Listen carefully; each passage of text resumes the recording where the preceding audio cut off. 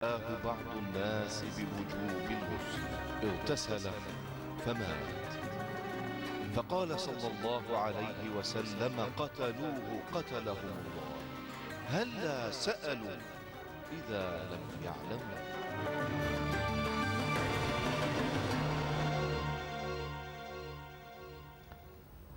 الحمد لله في الأولى فقد نامت عيون الخلائق وما غفل، وله الحمد في الآخرة إذا زاغت الأبصار وسقط الحبل. أسرف الناس في كل مكان فما أهلك وما عجل، عبدوا المال فأطغاهم ونسوا الموت فغرهم الأمل. ونشهد أن لا إله إلا الله وحده لا شريك له، ملك فحكم فعدل، ونصلي ونسلم على من به اعوجاج الملة اعتدل، وبهدي سنته الشرع قد اكتمل. فاجعله يا ربي الشفيع لنا إذا ما الروح بالجسد اتصل، وأصبح الهلاك دون النجاة المحتمل. صلى الله عليه وعلى آله وصحبه وسلم تسليما كثيرا إلى يوم الدين. مشاهدينا الكرام، السلام عليكم ورحمة الله وبركاته. نبعث لكم بتحياتنا الطيبات إليكم، أنتم الذين تترقبون هذا الموعد اليومي. هلا سألوا، موعد جديد من مواعيد الإفتاء، ولقاء جديد من لقاءات الفتوى، نلقاكم بها للإجابة عن أسئلة مشاهدينا ومشاهداتنا الكريمات. ويسحبنا في مشوارنا هذا فضيلة الدكتور سعيد بويزي للإجابة عليها، فنرحب بفضيلته مشكورا. فسلام الله عليك دكتورنا، أهلا وسهلا بك ومرحبا. ونذكر مشاهدينا الكرام دائما بأرقام الهاتف والتواصل معنا في هذا البرنامج، والتي ستظهر أدنى الشاشة إن شاء الله تعالى بعد قليل: 021 37 42 87. ونذكر بالوسيلتين الأخرتين لمن يتعذر عليه الاتصال مباشرة بهذا البرنامج. القرآن الكريم كتاب الهداية، أنزله الله للثقلين الإنس والجن لهدايتهم للتي هي أقوم وأحسن، فأخرج الله به العباد من عبادة العباد إلى عبادة رب العباد. فحمل الصحب الكرام رسالة القرآن وهدايته، ونشروا تعاليمه وأحكامه، فدانت لهم الدنيا فجعلوها في أيديهم، وفتحوا قلوب العباد قبل المدائن والأمصار. القرآن كتاب الهداية دكتورنا سعيد، فما هي أنواع الهداية التي تكلم عنها القرآن الكريم والتي جاءت للبشر عموما وللإنس والجن؟ بسم الله والحمد لله والصلاة والسلام على رسول الله. الحديث عن القرآن الكريم قبل استقبالنا للشهر الفضيل، شهر رمضان، شهر القرآن، شهر رمضان الذي أنزل فيه القرآن، أمر طيب في الحقيقة أن نتحدث عن القرآن الكريم، وأن نتحدث عن مفاهيم أساسية تساعدنا على فهم أنواع الهدايات في كتاب الله العزيز، وتساعدنا على فهم الطرق والكيفيات التي تساعدنا على حسن التدبر ومعرفة الكنوز التي يحويها هذا القرآن المحفوظ. فهو الكتاب الوحيد، الوحي الطاهر الذي لا يزال محفوظا كما أنزل، لقوله تعالى: إن نحن نزلنا الذكر وإن له لحافظون. قبل أن أجيبك أخي محمد صالح عن هذه الهدايات، لا بد من معرفة هذا الكتاب من باب تعميم الفائدة. في القرآن الكريم هو كلام الله عز وجل.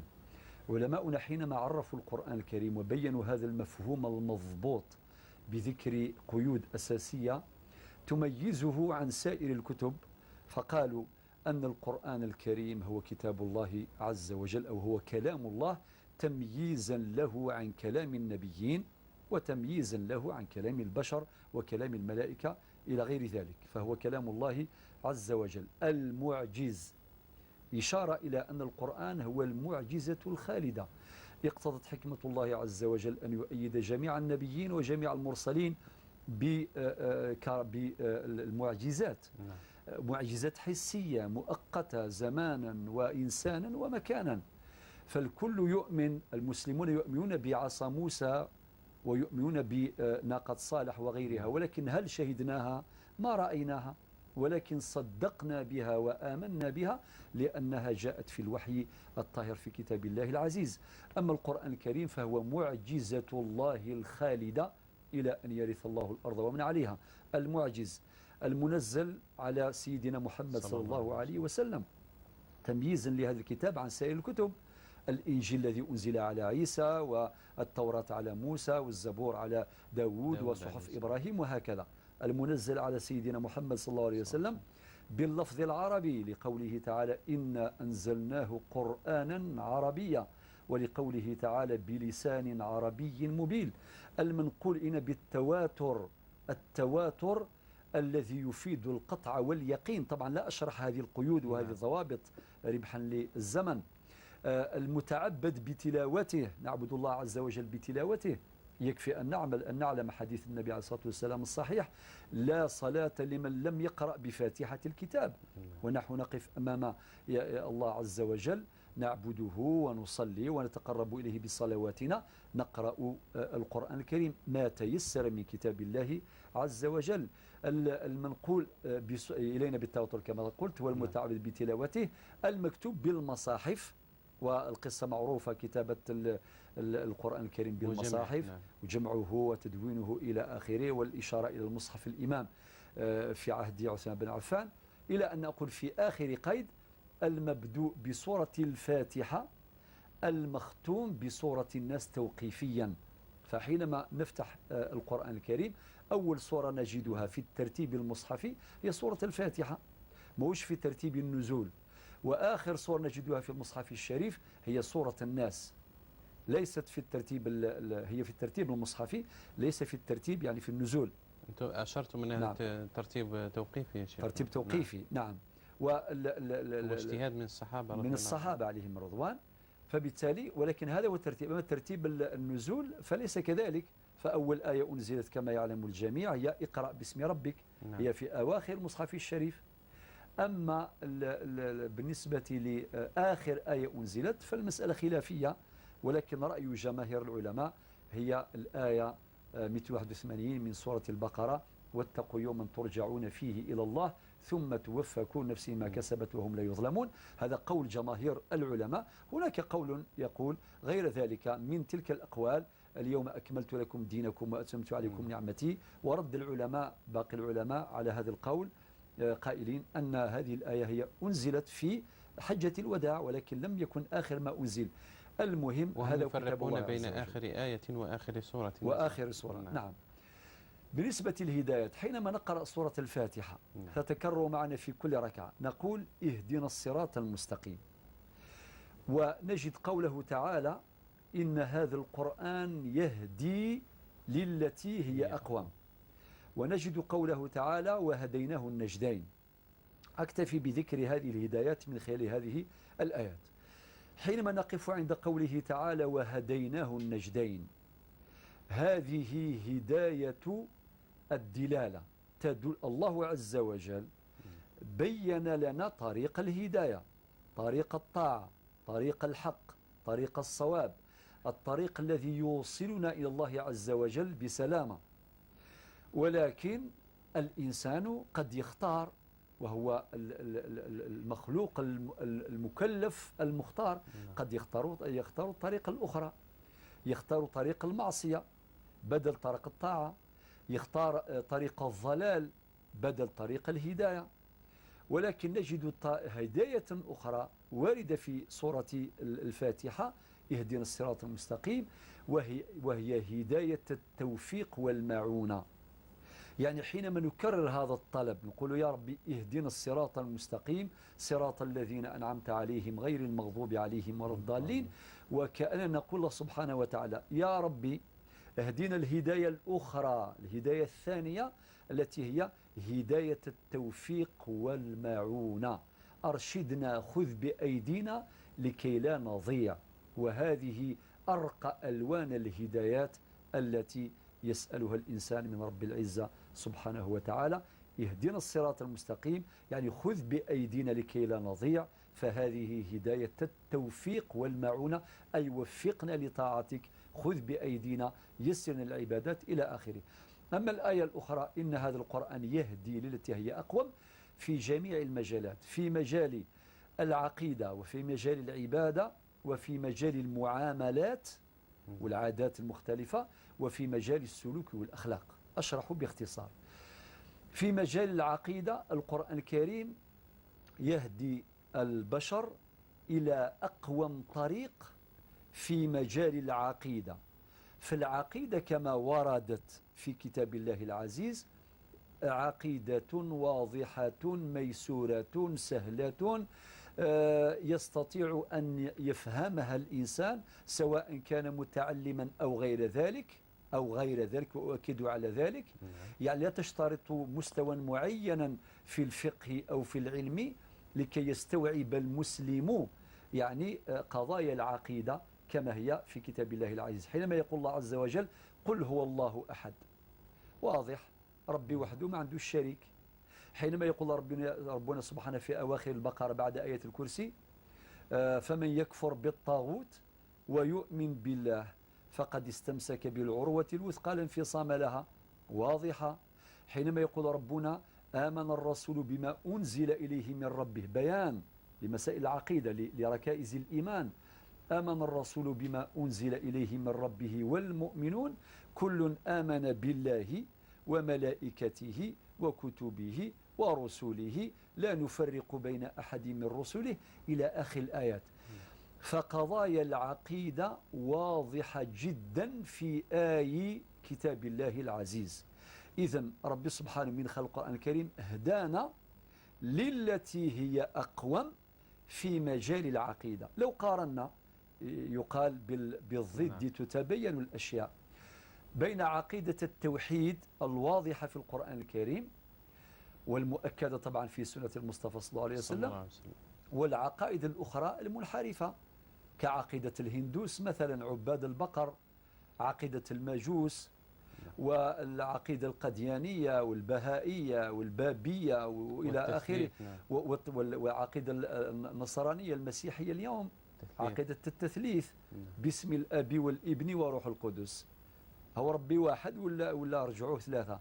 فبالتالي هذا الأمر يصعب استيعابه. العقيدة اليهودية شعب الله المختار وأنهم شعب الله المختار وغيرها من المفضل. نعم. فكل هذه العقائد في الحقيقة باطلة وصعبة للفهم، ولكن القرآن الكريم وضح لنا عقيدة التوحيد جلية يستوعبها الإنسان ويصدق بها الإنسان ولا يجد أدنى صعوبة في فهمها. إذن القرآن الكريم أعطلنا هداية من أرقى الهدايات في مجال العقيدة.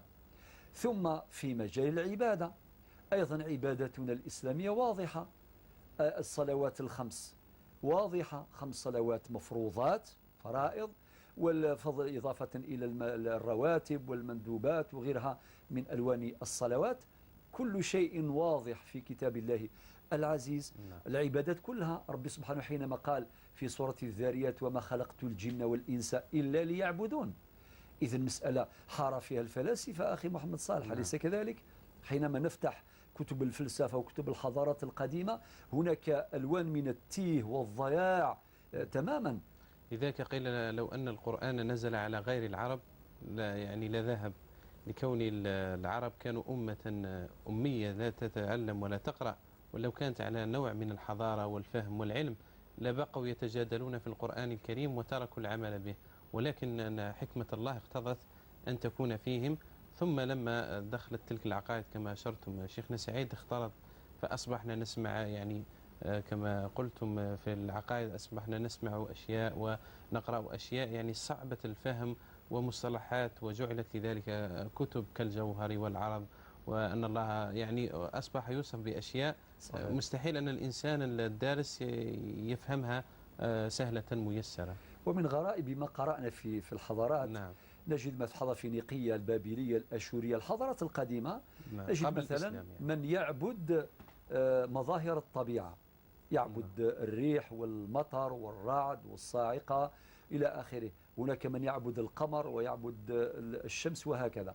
ونجد من يعبد المظاهر أو قوى الطبيعة، يعني القوى الكامنة وراء الظواهر الطبيعية، القوى الكامنة.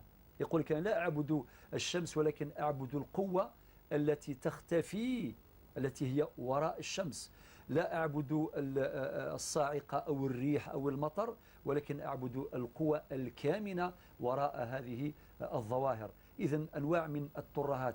وهناك أيضا من يعبد الحيوانات ومن طبعا تعدد الآلهة، ومن يعتقد بوجود إله يشرف على مجموعة آلهة، يعني نعم. ألوان من الترهات. لذلك صدق ربنا في التي قرأتها الآن: فمن يكفر بالطاغوت ويؤمن بالله. وكأن الإيمان لا يكون صحيحا ولا يكون نقيا صافيا إلا إذا كان مسبوقا بكفر. ولكن أي كفر؟ الكفر بالطاغوت، ما عدا الله فهو طاغوت. فمن يكفر بالطاغوت ويؤمن بالله فقد استمسك بالعروة الوثقى. ومما أعجبني في هذا الموضوع في هذه الآية بالذات، والآية كلها عجب، أن هذه الآية تساوي لا إله إلا الله.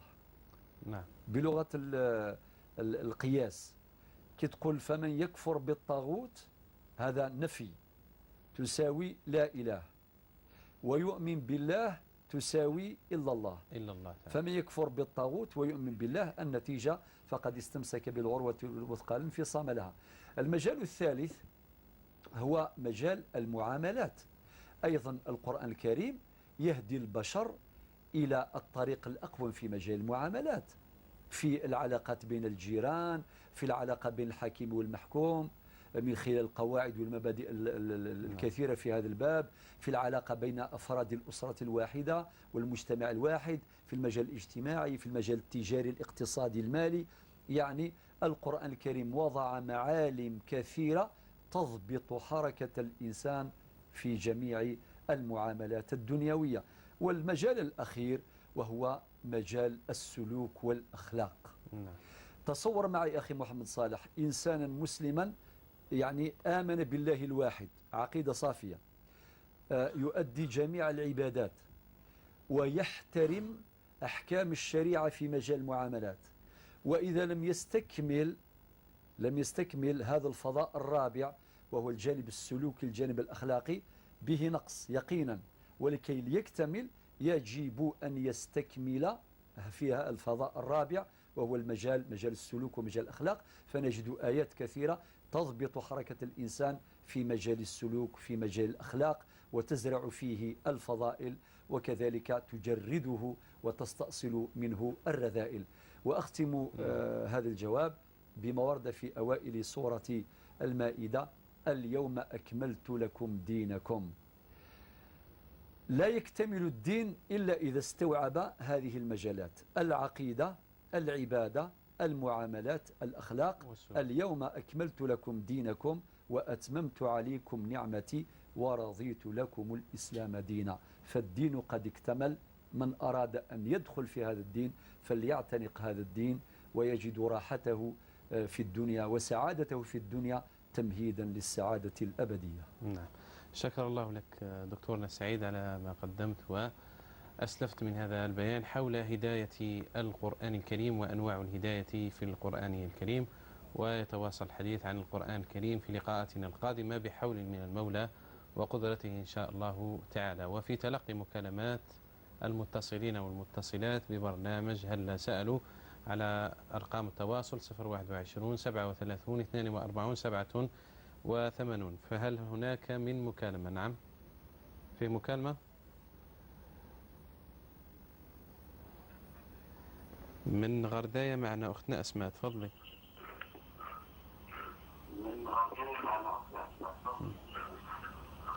اسمعيني عبر الهاتف يا أسماء، اسمعيني عبر الهاتف. ألو، مساء الخير. مساء النور. حسب هلا سألوا؟ نعم. عندي سؤال بالنسبة للمشايخ. اسمعيني عبر الهاتف وانقصي لي جهاز التلفاز من فضلك. ها؟ اسمعيني عبر الهاتف وانقصي لي جهاز التلفاز. ايه صح. تفضلي بسؤالك. نعم. الو. نعم. وش رايكم راجل يقول مرته نعس الله عليك الى يوم الدين؟ ايوه، هذا هو السؤال خويا. تسمعي الجواب ان شاء الله. ايه صح. تقول خير. شكرا، بارك الله فيك. شيخنا سعيد، فيها أسئلة وردت إلينا وأصحابها ينتظرون الإجابة عليها، فنبدأ بها إن شاء الله. من ولاية عين الدفلة أخونا مزيان محمد. أول سؤال له يسألكم شيخنا سعيد: هل تعتبر الزغاريد بالنسبة للمرأة عورة في الأعراس؟ تفضل شيخ. أجيب. نعم. بالنسبة للزغاريد هذا مظهر من مظاهر الفرح، لا يمكن القول بحرمة ذلك إطلاقا، ولكن ببعض الشروط. أهم هذه الشروط أن المرأة مثلا لا تزغرد بحضور الرجال هكذا وجها لوجه، تواجه رجلا ليس من محارمها وتزغرد أمامه. هذا الشرط الأول. الشرط الثاني كلما أن يكون جماعة، وهذا الذي مألوف في الحقيقة في الأعراس، أن يزغردن النساء يعني جماعة، فيذوب الصوت في كل صوت امرأة يذوب في أصوات الأخريات، فيظهر كأنه صوت واحد، ليس في ذلك حرج إن شاء الله. شكرا شيخ. معنا ملكة من فرنسا. نعم الأخت ملكة، تفضلي. نعم. مساء الخير خويا. مساء الأنوار والمسرات. حبيت نسأل سؤال واحد فقط. نعم. أنا إن شاء الله في رمضان كنت امرأة حامل، في رمضان كنت في الشهر الثالث إن شاء الله. حبيت نسأل الشيخ واش يجوز لي نصوم ولا ما نصومش؟ نعم. واضح يا ملك. واضح. نعم. نشكركم أخي على الحصة، خاطر فيها نصائح مليح بزاف. صحيتو. الحمد لله، بارك الله فيك. سلامة. شكرا لك. إذن شيخنا سعيد أجبت أنها تكون بشروط وضوابط معلومة. نعم. سؤال ثاني: ما حكم وضع الكحل للمرأة أمام الأجانب، وخاصة الخروج به في الشارع أو العمل؟ الحقيقة وردت حديث النبي صلى الله عليه وسلم تنهى النساء من استعمال الطيب اللي عنده عطر، يعني نعم، رائحة يلفت الانتباه ويثير الرجال. أما بالنسبة للكحل فلا أرى في ذلك مانعا شرعيا لاستخدام المرأة للكحل، ليس في ذلك حرج وإن كان يلفت النظر له. والله هناك من يقول أنه من الزينة المرفوضة شرعا. طبعا الزينة المرفوضة شرعا. نعم. المرأة تتزين لزوجها لا لغيره من الرجال، هذه كقاعدة عامة في شريعة الله عز وجل. ولكن بالنسبة لهذا الأمر كونه طبيعيا فهناك من يجيز ذلك، وفضلا عن فوائده الصحية، فضلا عن فوائده الصحية بالنسبة للبصر. فإذا حصل خلاف فيعود إلى الترجيح، فليس في ذلك حرج. والأولى أن تبتعد المرأة من كل ما يثير الرجال. الأولى ألا تضع في وجه أي شيء. طبعا المساحيق هذه من باب أولى مرفوضة، لها حكاية خاصة مرفوضة. أما بالنسبة للكحل بالذات فالأولى عدم وضعه، خاصة إذا كان يثير ويلفت انتباه الرجال. هذا رأي فقهي معتبر. ولكن إذا وضعته أحيانا وربما تستفيد منها من ناحية البصر، هناك بعض النساء لا تستطيع أن تبقى مدة طويلة بغير كحل، تحتاجه يعني لصحتها البصرية، فلا أرى في ذلك مانعا ما دام هناك رأي يفتي بالجواز. إن شاء الله. إلى ولاية قلمة أخونا جمال. نعم الأخ جمال. نعم. السلام عليكم. وعليكم السلام ورحمة الله وبركاته. السلام عليكم. وعليكم السلام ورحمة الله وبركاته. مرحبا يا جمال. تفضل، هو في الاستماع إليك. تفضل. السلام عليكم شيخ. عليكم السلام ورحمة الله. شيخ، منذ 5 سنوات وأنا أسأل الله في أمر من أمور الدنيا فلم يتحقق. نعم.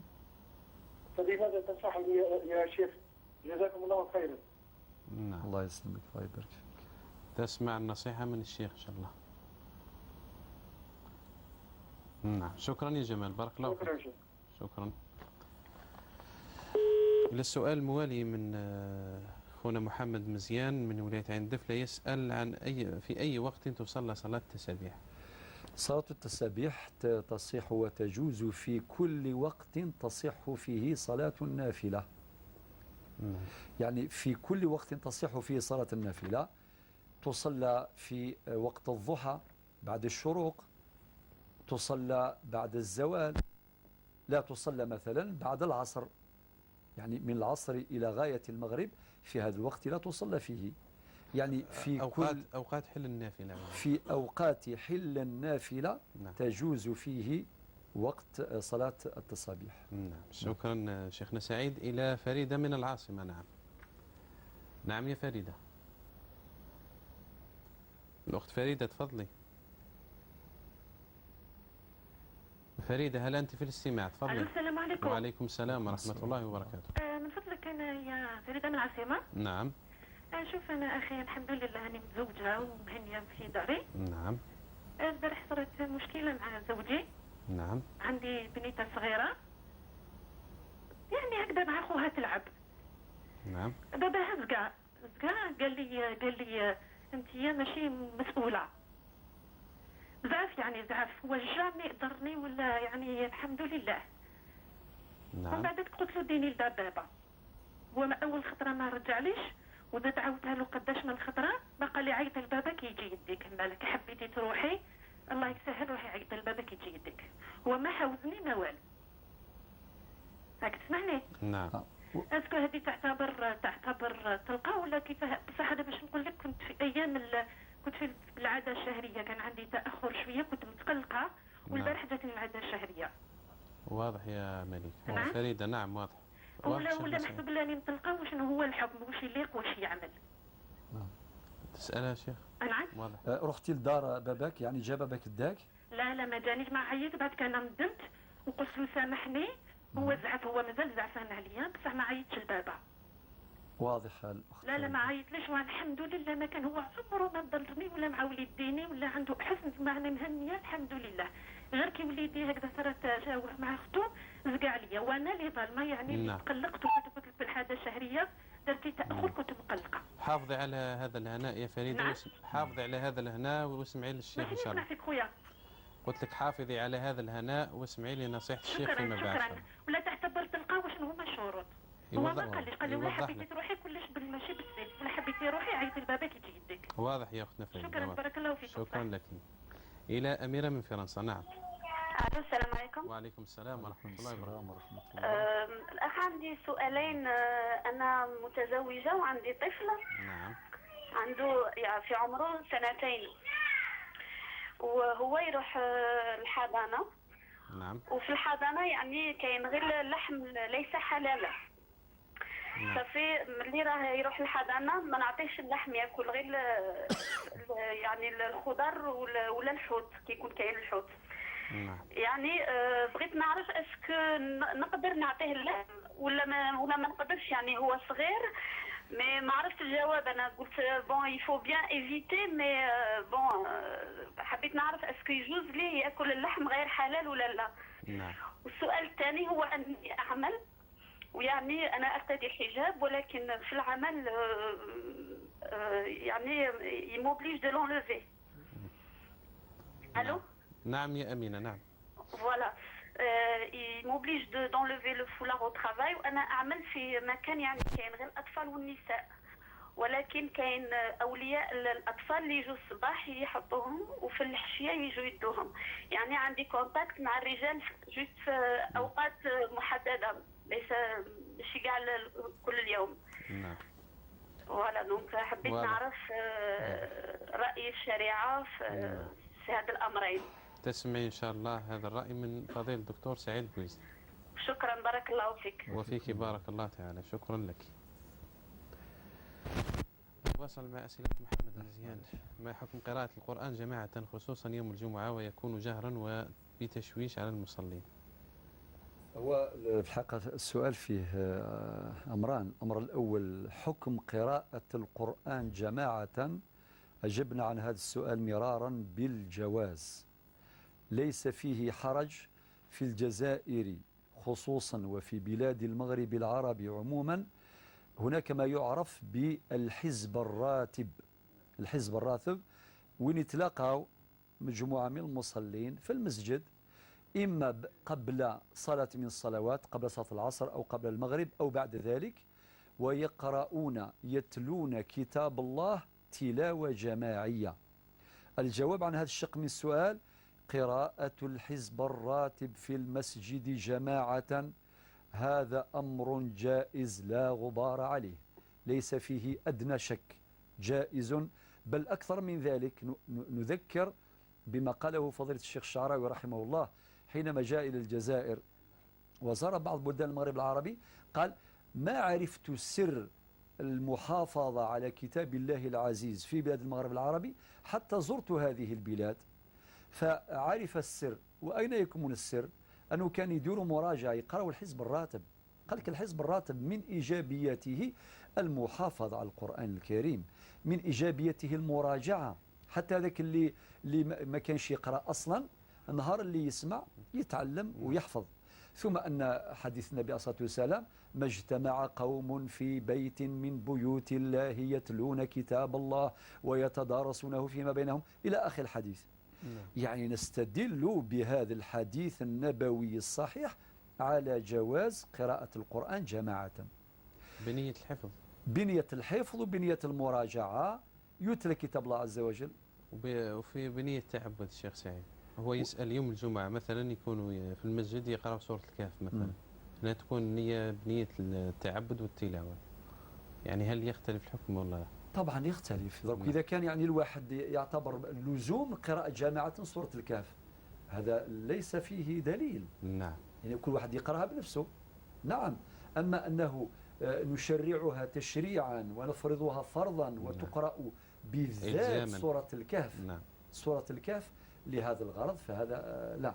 إذا كان فيه تشويش كما أشار السائل، إذا كان تشويش الآن، يعني في الحقيقة حتى موضوع التشويش هذا فيه ما يقال. نعم. يعني نحن نسمع كلام الله.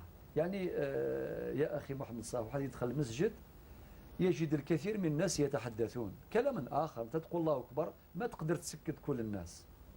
الأفضل نسمع كلام الله يتلى جماعة لا يشوش. أتحفظ على كلمة التشويش بكل صراحة. أتحفظ على كلمة التشويش، هذا أولى أم أن يعني إضافة إلى كل الإيجابيات ذكرت بعضا منها، أم أن ندخل المساجد ونجد من يتحدث في أمور الدنيا، ومن يسأل عن الفوتبال، يسأل نتائج الفرق الرياضية، وكل واحد يسأل يتحدث إلى آخره، وبعض الناس لا يحترمون آداب المسجد.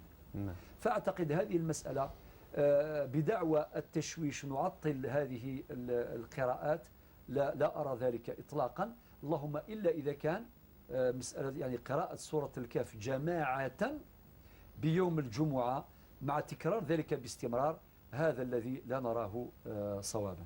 نعم. السؤال الخامس عن حكم جمع الصور للذكرى، حكم هذا العمل. والله أيضا موضوع الصور تحدثنا عنها كثيرا. التقاط صور مع الأهل، مع الأقارب، مع الأصدقاء، هذا ليس فيه حرج. الشيء الذي ينبه إليه هو الإدمان على ذلك، الإكثار من ذلك. تجد ربما شخصا يعني يدير داره كما معرض للصور، يعني تجد آلاف ومئات من الصور، هذا الذي مرفوض. إذا حتى في المباحات الإدمان عليها والإكثار منها فيه محظور. أما التقاط بعض الصور للزملاء الأصدقاء للمشايخ لأهل التقوى والورع للاحتفاظ بها للذكرى فليس في ذلك حرج. نعم. الفرق بين اليهود والنصارى، آخر أسئلة أخونا محمد مزيان. اليهود معروفون، هم أتباع موسى عليه الصلاة والسلام ويحيى نعم. والنصارى نعم. أتباع المسيح عليه الصلاة والسلام. فقط نؤكد على أن الإنجيل أيضا كان يخاطب اليهود، كان يخاطب اليهود، هذا باختصار. نعم. والدين القويم كما قلنا في بداية لقاء اليوم الذي جاء به القرآن الكريم هو الإسلام، لقوله تعالى إن الدين عند الله الإسلام. طبعا جميع النبيين جاءوا بدين واحد، ولكن اكتمل الدين ببعثة المصطفى صلى الله عليه وسلم، ولا يصح إسلام شخص إلا بالإيمان بجميع النبيين والمرسلين كما قال القرآن لا نفرق بين أحد من رسله. طبعا أخذا في الحسبان أن الكتب السماوية الآن أخرى يتحدثنا عن التوراة، يعني توراة اليهود محرفة فأصبحت لم تعد توراة كما أنزلت على موسى عليه الصلاة والسلام، فأصبحت أسفارا، سفر التكوين، سفر الخروج، سفر العدد، سفر التثنية سفر اللاويين فهي 5 أسفار. وبالنسبة للإنجيل لم يعد كما أنزل على سيدنا عيسى إنجيل واحدا، أصبح الآن عدة أناجيل واختزلت يعني في هذا الوقت في هذا العهد في 4 أناجيل معتمدة. إنجيل متى، إنجيل لوقا، إنجيل مرقس، إنجيل يوحنا. إذن والوقت لا يسمح للتفصيل في هذه الأمور، فذكرت في مقدمة لقاء اليوم الكتاب الوحيد الذي لا يزال محفوظا كما أنزل هو القرآن الكريم، لقوله تعالى إنا نحن نزلنا الذكر وإنا له لحافظون. من الفوارق أن النصارى يدعون لدينهم ويبشرون به واليهود لا يفعلون ذلك. نعم. يعني يجعلونه بينهم فقط. نعم.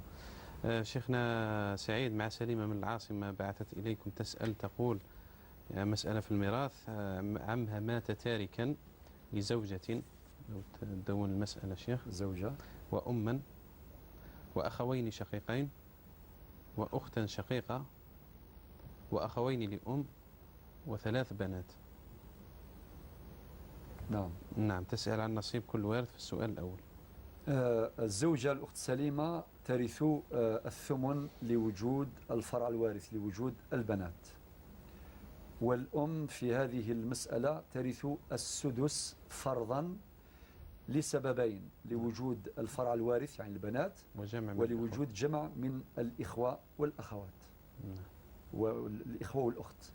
أما الباقي باقي التركة يؤول إلى الأخوين الشقيقين والأخت الشقيقة عن طريق التعصيب بالغير، فهم عصبة بالغير، عصبة. أما الأخوان لأم فمحجوبان حجب حرمان بالفرع الوارث، لأن الإخوة لأم يحجبون حجب حرمان إما بوجود الأصل المذكر غير موجود في هذه المسألة أبا كان أو جدا مهما علا، ويحجبون كذلك بالفرع الوارث مطلقا سواء كان هذا الفرع ذكرا أو أنثى. وفي هذه المسألة وجود 3 بنات هما اللي يحجبوا الأخوين لأم. وعيد المسألة: الزوجة عندها ثمن تركة، الأم عندها السدس هذا هو نصيبها، والبنات عندهم الثلثين لتعددهن وعدم وجود عاصب. البنات في 3 يديوا الثلثين بالتساوي، والباقي باقي التركة يؤول إلى الأخوين الشقيقين والأخت الشقيقة عن طريق التعصيب. طبعا أصل المسألة هنا 24 إلى آخره. أما الأخوين لأم ما يديوا ولا شيء، محجوبان حجب حرمان لوجود الفرع الوارث المؤنث. فالإخوة لأم لا يرثون إلا كلالة، أي عند عدم غياب أو عند عدم وجود الأصل المذكر وعدم وجود الفرع الوارث مطلقا. هنا الأخوين لأم لا يرثوا الشيخ سعيد، يعني للنكتة فقط. نعم. يعني فأين الذي يقول للذكر مثل حظ الأنثيين؟ يعني هناك مسائل ميراث نرى تغلب الإناث على الذكور فيها. نعم. يعني لو تتفضلون في بيان. صحيح، هذه شبهة. نعم. شبهة يقولها البعض، يقول لك أن الإسلام أو القرآن الكريم يعني يحقر المرأة وما يمدلهاش إلى آخره، وهذا كلام غير صحيح بجميع المقاييس النقلية والعلمية. بالعكس، أحيانا نجد المرأة مع الرجل الذكر والأنثى يتساووا. ربك قال في القرآن: ولأبويه لكل واحد منهما السدس مما ترك إن كان له ولد. مع إذا كان واحد مات وعنده طفل ولا طفلة وخلى باباه يماه وهو عنده طفل، الأب عنده السدس والأب ذكر، والأم عندها السدس والأم أنثى، هو هنا يتساووا. وكاين وين حالات كيما هذه الحالة، هو الأخوان لأم ذكرين ولكن البنات يحجب الإخوة لأم، يحجبهم ذكور. فبالتالي إذن ربي سبحانه أعطى كل ذي حق حقه كما ورد في الحديث الصحيح: إن الله قد أعطى كل ذي حق حقه. وربنا يقول في القرآن الكريم في أوائل سورة النساء بعدما أعطلنا بعض الأحكام تاع الفرائض قال: آباؤكم وأبناؤكم لا تدرون أيهم أقرب لكم نفعا فريضة من الله إن الله كان عليما حكيما. وأقول مثل هؤلاء ليس في جميع الشرائع نعم. والتشريعات والقوانين القديمة والحديثة وفي الحضارات القديمة ليس هناك أي تشريع أي قانون يرقى إلى مستوى تشريع الميراث كما هو مقرر في القرآن الكريم وفي السنة النبوية الشريفة. شيخنا سعيد، أحد الدارسين لعلم الفرائض والمتتبعين لعلم الفرائض جعل 36 مسألة، وجد أن الرجل تفوق في 4 مسائل فقط، والباقي كلها للإناث من أم وأخت وغيرها. حتى كي نقسموا نعم. فقط أصحاب الفروض. نعم. أصحاب الفروض نلقاو 12 مجموعة، يعني 12. نعم. نجد عدد الإناث أكبر من عدد الذكور. نعم. الذكور نجد الأب والجد، يعني الأصول هذو الذكور، ونجد كذلك الأخ لأم. نعم. ونجد الزوج، يعني ولكن نروح للإناث نجد بزاف، نجد الأمهات والجدات والبنات وبنات الأبناء والأخوات الشقيقات والأخوات من جهة الأب والأخوات من جهة الأم، يعني المجموع 12. نعم. 8 إناث و4 ذكور. نعم. وطبعا أصحاب الفروض هم اللي عندهم فروض مقدرة في كتاب الله، معنى أنصبتهم محفوظة في كتاب الله العزيز. طبعا أدلة كثيرة لا يتسع المقام للتفصيل فيها لبيان عدل الله المطلق في هذه المسائل. سليمة تسألكم شيخنا سعيد، هل يمكن للزوج إرجاع زوجته التي فارقته عبر طريق الخلع قضائيا؟ طبعا مع التنبيه إلى خطورة اللجوء إلى طريق الخلع من قبل النساء. وردت أحاديث النبي صلى الله عليه وسلم تحذر هذه الأحاديث النساء اللائي يطالبن بمفارقة أزواجهن بلا بأس أو بغير سبب جدي أو بلا مسوغ شرعي. نعم. مع التنبيه إلى أهمية هذه المسألة وخطورتها، أقول ردا على السؤال. نعم. فنفتي بالآتي: يجوز، ولكن ليس عن طريق الرجعة. هذا الخلع ليس طلاقا رجعيا. في الطلاق الرجعي نعم نقول يجوز للزوج أن يرجع زوجته خلال فترة العدة بلا عقد ولا مهر جديدين، طلاق الرجعي. أما الخلع فهو فراق. المرأة بعد الخلع تبين منه، فإذا أراد أن يتزوجها ورضيت هي بذلك، طبعا وتمنى ذلك خاصة إذا كان عندهم أولاد باش يستمروا في الحياة الزوجية، نقول له لا يحل لك ذلك إلا بخطبة جديدة وعقد جديد ومهر جديد. شكرا شيخنا سعيد. محمد إدير من العاصمة، نتلقى مكالمة محمد إدير ثم نجيب إخواننا السائلين إن شاء الله تعالى. محمد إدير مرحبا بك. السلام عليكم ورحمة الله وبركاته. أهلا وسهلا. وعليكم السلام ورحمة الله. شيوخ طيبين. مرحبا أهلا وسهلا. عليك كلمتك خويا من الرئيس حميدو، ربي يحفظكم وربي يطول عمركم إن شااء الله. آمين يا رب العالمين. السؤال الأول الله يطول عمرك. نعم. نسمع يقولوا البناء الفوضوي هذا، يعني كي تكون الأرض ماشي تاعك. نعم. سمعت يقول لك ما يجوز تبني فوضوي، شرعا ما يجوز تبني. مفهوم؟ نعم. دوزيام كيسيون كاين واحد الآية يقول لك البناء الفوضوي في أرضك في ملكك ولا في لا في الأرض ماشي تاعك. مفهوم؟ نعم مفهوم. واحد الآية تقول لك بلا قادرين على أن نسوي بنانه. إذا كان سيدنا الشيخ يقول نظرك واش معناتها بنانه التفسير تاعها. مفهوم؟ نعم. ربي يحفظ كل الشيوخ إن شاء الله وربي يطول عمرك أخي إن شاء الله. شكرا يا ربي يعاونك خويا. شكرا. نبدأ مع أسماء من غرداية. أول المتصلات سألتكم من يقول لزوجته لعنة الله عليك إلى يوم الدين. نقول هذا الكلام للأسف الشديد هذا الكلام مرفوض. لا يجوز وصف أي شخص باللعنة إلا ما وصف بذلك بدليل شرعي. نعم. هذه قاعدة مهمة جدا. لا يصح إطلاقا أن يوصف مخلوق باللعنة إلا ما ورد فيه دليل شرعي على أنه ملعون. والملعون هو إبليس عليه لعنة الله. في سؤال مكالمة من فرنسا. نعم. لا نطيل على أصحابها نعم. كثيرا ومعذرة لك شيخنا الكريم. لا حرج. مراد تفضل. هنا مراد من فرنسا. نعم. السؤال يخص صلاة الجمعة. صلاة الجمعة. نعم. صلاة الجمعة هنا في فرنسا ils ont déplacé l'heure à 14h. نعم. دونك الصلاة تكون على 15 زيادة. نعم. الصعيب علينا فات يوم الجمعة باش نصلوا كيفاش جي لا سوفون بوندون لي 6 موا. ممكن توضيح أكثر؟ خويا مراد، يعني في كونك تعمل ولا كيف يعني الحرج وين يكون الحرج؟ ولا ما سمعتش خويا. الحرج وين يكون في صلاة الجمعة اللي تتأخر للساعة الثالثة؟ الجمعة جي لا بوندون 6 موا. بوركوا تعطيها بوندون 6 موا؟ بوركوا؟ علاه؟ تبدل الساعة فات. صافي أنت كنت راك في العمل؟ تزيد ساعة ساعة تاع الجزائر. دونك صلاة الظهر تكون على 14 زيادة. يعني تكون في حدود الساعة الثالثة هكذا؟ اون فيت الخدمة اون فيت انا لو طون تاع الغداء على 12 ولا 11 ونص هكذا. يعني الحرج بسبب العمل هكذا؟ وي. نعم. واضح يا خويا مراد، شكرا. بارك الله فيك. شكرا. مكالمة أخرى من ولاية شلف. نعم أم محمد تفضل. الو. نعم أم محمد تفضلي. السلام عليكم. وعليكم السلام ورحمة الله وبركاته. شوف خويا عندي 6 أسئلة. تفضلي.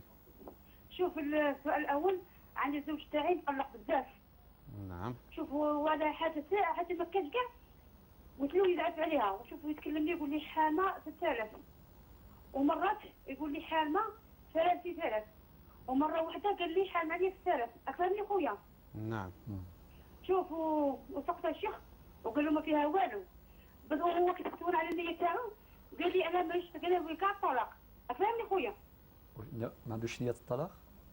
قال لي نيتي كاع مش في الطلاق، قال لي أنا كاع قصدي نعم. مش في الطلاق. نيتي ليست الطلاق. قال لي أنا كاع النية تاعي مش في الطلاق. أفهمني؟ نعم. نعم. شوف اخويا، والمرة هذا العمر هذا اللي فات داو الثانوية، أخذها خويا. نعم. شوف داو الثانوية، قلت له كنا بحق ماناش ملاح أنا وياه في رمضان اللي فات، قال لي نطلق، قال لي نطلق، قال لي وثقت الشيخ ولا قال لي نطلق، قال لي حامل في الثلاث ما قاعدة عندي. استنى خويا. الو. قال لك نطلقك؟ ما قالش نطلقك، قال لي نطلق. كيفاه يعني؟ قال لي نطلق، قال لي ونثق في الشيخ ولا قال لي الشيخ طلق، قال لي حامل في الثلاث ما قاعدة عندي. أفهم؟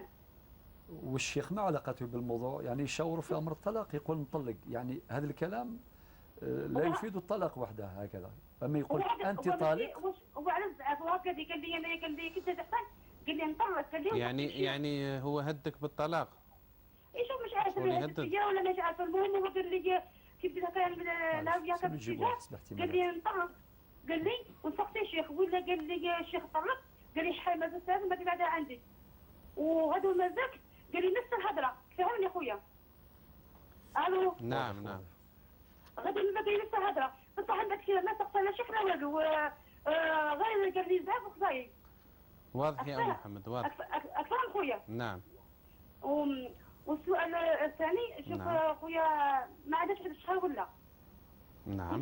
كنت انا وياه في التجار، قال لي محرم عليا دنيا واخره، ما كاين زوجتي ما تعرفيني ما نعرفك، بصح مانيش عارفه النية تاعو وما قاليش، بصح كان زحفان، قلت له هو شوف يزعف عليها اكثر اسباب يزعف عليها، ومقلق مش غنطلقوا برك. فهمني خويا؟ فاهم، مفهوم يا ام محمد، ان شاء الله واضح. السؤال تبعينا فقط. شوف خويا، نعم. قلت له باللي يديني الاماليه ما حبش يديني، خاطر هو يدير لها هكايا، قال لي ما نديرش. نعم واضح يا ام محمد. أسنت خويا ما يقول لك. لم يتبقى الكثير يا ام محمد، لم يتبقى الكثير من الوقت، بارك الله فيك. خلي مرة أخرى إن شاء الله نسمعوك الأسئلة الباقية من فضلك. بارك الله فيك. أي صحيح، بارك الله فيك. شكرا لك. الحرمات هذه يا شيخ كارثة. مع أسماء توقفنا عند اللعن. من يقول لزوجته لعنة الله عليك إلى يوم الدين. إلى يوم الدين. قلت إذن لا يجوز شرعا أن يلعن أي مخلوق فوق هذه الأرض، فوق هذه البسيطة، إلا ما ثبت لعنه في بدين شرعي. قلت إبليس ملعون. كيف نقول ملعون؟ معناها الطرد من رحمة الله. من يملك قدرة على اتخاذ قرار طرد إنسان من رحمة الله، لا أحد، لا أحد. نعم. هذه من العادات السيئة جدا، وهذه العادة تزداد سوءا إذا جاءت بهذه الصيغة، يقول راك ملعونة لعنة الله عليك إلى يوم الدين. هذا كلام مرفوض. نقول لهذا الرجل ربي يهديك وما تستخدمش هذه الأمور. ما تدري، ربما هذه الزوجة التي تلعنها أنت الآن في الحقيقة قد تكون هي أقرب إلى الله سبحانه وتعالى من كثير من الخلق، واللعنة ترتفع إلى السماء وترتفع إلى السماء، ثم لا تجد محلا، فإذا لم ترجع تجد على محلا قائلها. تعود. نعم، تعود على قائلها، تعود على قائلها، مع أن تراك متضرر في كل الأحوال. نعم. أنت آثم، عليك بأن تتوب إلى الله سبحانه وتعالى وتبعد من قاموسك ومن لسانك مثل هذه الكلمات. هي من العادات السيئة، الناس تلعن بعضها البعض. نعم. كلام غير مرفوض تماما. لعنون لا يشهدون يوم القيامة. نعم. نعم. لماذا يعني الإنسان يقول كلام جارح مثل هذا وبعدين يندم؟ فإذا كان يندم ربما لا يجد ذلك الشخص الذي آذاه في الدنيا، وإذا وجده قد لا يغفر له ويقع في حرج شديد. هذه الكلمات يجب أن تتجنب تماما لعدم جوازها. ملكة من فرنسا في شهرها الثالث هي بالحمل. نعم. تسأل في رمضان هل تصوم أم لا؟ طبعا شريعة الله عز وجل من رحمتها أنها تخفف على الحوامل وعلى النساء المرضعات. فأنت الآن راك حامل، تكون يعني في الشهر الثالث من شهر رمضان، فإذا استطعت أن تصومي بلا حرج فلك ذلك.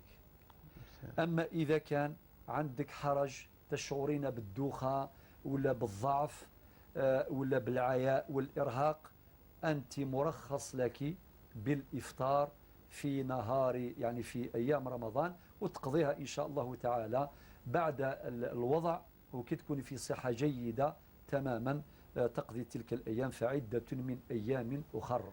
نعم. جمال من قال منذ 5 سنوات يسأل الله في أمر من أمور الدنيا ولم يتحقق له، بماذا تنصحه؟ الله عز وجل يحب الملحين في الدعاء. من قواعد الدعاء ربي سبحانه وعد قال ادعوني أستجب لكم، هذا كلام الله عز وجل. وقال في آية أخرى وإذا سألك عبادي عني فإني قريب أجيب دعوة الداعي إذا دعان. ولكن موش شرط أنه كين دعوة ربي سبحانه لازم يستجيب فورا، ولذلك الأمر بالذات. لا، ولذلك لا، ربي سبحانه يستجيب بما يشاء وكيف ما يشاء وما تشاء. نعم. ربما ربي سبحانه ادخر لك هذه الدعوات ولا تمل، ما تعيا ما تتعب. هذه الدعوات ربما ربي يدخرها لك إلى يوم القيامة وتجدها أفضالا وتجدها إن شاء الله حسنات كثيرات جدا يوم القيامة. وربما ذاك النهار تقول يا ربي لو كان ما جاوبتني حتى على أي سؤال في الدنيا، نظرا لذلك الخير العميم الذي ادخره الله عز وجل في الآخرة. وقد يستجيب الله عز وجل لدعواتك ويقضي لك حاجاتك في الوقت الذي يريد هو، لا في الوقت الذي تريد أنت. ومن شروط الدعاء ألا نستعجل. أخي جمال لا تستعجل، وعليك بصلاة الحاجة أيضا وأكثر من دعاء. نسأل الله أن يحقق لك ما تريد. فريدة من العاصمة، والمشكلة التي وقعت فيها مع الزوج هل تعتبر طلاقا؟ لا، الأخت فريدة من العاصمة تقول زوجي تقول أنت غير متزوجة ومهنية إلى آخره. سبحان الله العظيم، أنت قلت لها بارك الله فيك حافظ على هذا الهناء. نعم. الأخت فريدة أنت راكي تقول لي بكلامك بلسانك والاعتراف سيد الأدلة أن زوجك ما يضربك ما يهينك إلى آخره. حمد ربي وشكريه، حمد ربي وشكريه، واسأل الله عز وجل دوام النعم. على جل مشكلة صارت، من الصعب أن ننال النعمة ولكن من الأصعب أن نستديمها. نعم. نعم. لذلك لا يمكن أن تدوم النعمة إلا بشكر الله عز وجل سبحانه وتعالى. الشكر يديم النعم، وعدم الشكر يزيل النعم ويحل النقم. وقت فريدة ربي حفظك، حمد ربي وشكريه. على جال مسألة بسيطة، على جال طفلة تلعب إلى آخره، وبعدين أنت طلبتي من زوجك وزوجك جزاه الله خير، مازال عنده عقل الله يبارك، ما حبش يدير لك ولا شيء، وانت بعد الإلحاح قال لك عيطي لباباك يديك. طيب انت عندك عذرك كي قلتي بلي عندي في العادة الشهرية للمرأة تعيش تغيرات فيزيولوجية وسيكولوجية إلى آخره، ولكن هذه في الحقيقة لا تبرر، وأنت تعترفين أنك طلبت منه السماح وأنك ظالمة. الجواب نقول لك هذا ليس طلاقا، ليس طلاقا، ما تخافي ما تقلقي ولا شيء. قلت لي اديني البابا الدار بابا، قال لك عيطي لبابا كيديك وباباك ما جاش، إذن لا شيء عليك وهذا ليس طلاقا. نعم. أمينة من فرنسا متزوجة وعندها طفل عمره عامين، في ملخص سؤالها هل يأكل من اللحم لكونه طفل صغير؟ أمر خطير يا الأخت أميرة ربي يحفظك. نعم. ما توكليش لوليدك الحرام ولو كان يكون عنده عام ولا أقل من ذلك. الحرام لا يصح أن يدخل في جوف الإنسان، والمسؤول على ذلك هي أنت، المسؤولة أنت، فبالتالي هو تحت رعايتك وإشرافك. فبالتالي الحمد لله كاين مأكولات أخرى، كاين الحوت كما قلتي وكاين الخضر، وإذا ما كلاش اللحم يعني ما تخافيش عليه إن شاء الله، وكليه اللحم الحلال. أما في الحضانة دار الحضانة وين يوكلوهم بالحرام، أنت حافظي على وليدك باش ما يدخل حتى حرام إلى بطنه. بالنسبة لعملها شيخ. نعم طبعا هذا السؤال يتكرر من أخواتنا في الجالية بأوروبا عموما. نقول لك باختصار، ربما الوقت ما يسمح ليش باش نفصل، لم يتبقى الكثير للأسف. وإشراك يعني الأخت أميرة ما دام نكون غدوة إن شاء الله في الفتاوى، نعم، نجاوبك بالتفصيل عن هذا الأمر، يكون أحسن يعني. نعم يعني أعدك إن شاء الله باش نجاوبك على هذا، خطر أمر عمت به البلوى. كثير من النساء يسألوا على موضوع خلع الحجاب لضرورات العمل. سأجيب عن هذا السؤال الثاني للأخت أميرة من فرنسا غدا إن شاء الله وقدر. محمد إدير من العاصمة، البناء الفوضوي في أراضي يعني ليست ملكا لأحد، هي ملك للدولة. نعم لا يصح بأي حق استحللتم أموال الناس. ربنا قال في القرآن الكريم لا تأكلوا أموالكم بينكم بالباطل. إذا عندك أرضك بعقد الملكية ولا موروثة، حتى ولو بغير عقد ملكية، مملوكة لك، عروشية، أقول هذا الكلام لأنه على بالي بلي هناك عقارات كثيرة مملوكة لأناس ولكن لا يملكون وثائق رسمية تثبت ملكيتهم. ثم ابني الله يعينك، والأولى أنك تحترم المعايير والمقاييس التي تقرها الدولة والمصالح المختصة في العمران. أما أنك تبني في أرض مملوكة للناس ولا في أرض مملوكة للعامة أو للدولة، فلا يجوز لك ذلك إلا بمسوغ شرعي أو قانوني.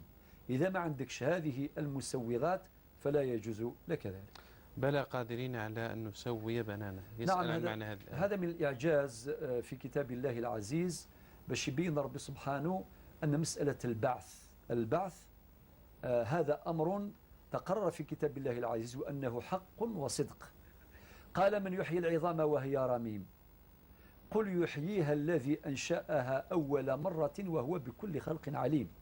ولبيان قدرة الله عز وجل على البعث والنشور يوم القيامة سيعيد لنا أجسادنا كما هي، بل حتى هذا البنان لزومبرانت هذه أنتم عارفين هذه أول ما اكتشفت في 1900 في 1882 كانت تستخدم في معرفة المجرمين بعد ما عرفوا اختلاف يعني بصمات الإنسان من إنسان إلى آخر، لزومبرانت مختلفين يعتمدوها في تتبع آثار المجرمين.